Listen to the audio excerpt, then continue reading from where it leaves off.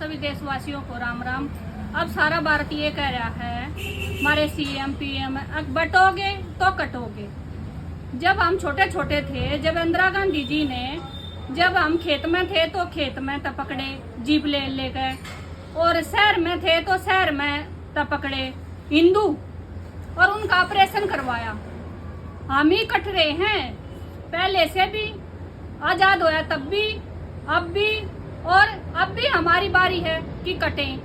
क्योंकि जब तो उनकी सरकार थी, इंदिरा गांधी जी की सरकार थी, तो हम काट के खेत में थे, खेत में ले गए उठा कर न हमारे काका ताऊ बाबू।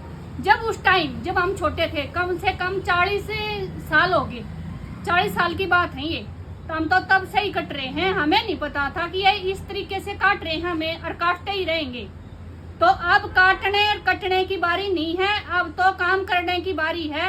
अब तो हिंदू राष्ट्रीय बनाने की बिल्कुल एकदम ऐलान करने की तैयारी है। क्योंकि उन्होंने हमारे को ये नहीं बताया था कि हम ऑपरेशन करेंगे, हम काटेंगे, तुमने हमने पकड़े थे, जीप में बिठावे थे और काट कर वहीं छोड़ जाते, वही ऑपरेशन करके वहीं छोड़ जाते।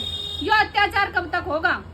अत्याचार जब तक होगा जब तक इनका बिना लिहाज बांधे हम पहले ही हिंदू राष्ट्रीय बना देंगे, नहीं तो ऐसे ही कटते रहेंगे किसी के कारण, कैसे कोई किसी कारण, कोई किसी कारण, कोई किसी कारण। क्योंकि ऑपरेशन के कारण भी हम कटे हैं, हमारे काका ताऊ कटे हैं, हम छोटे थे उस टाइम की बात है।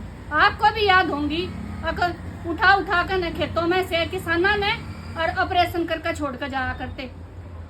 तो मैं इतना ही कहूंगी, अब जाग जाओ। राम राम।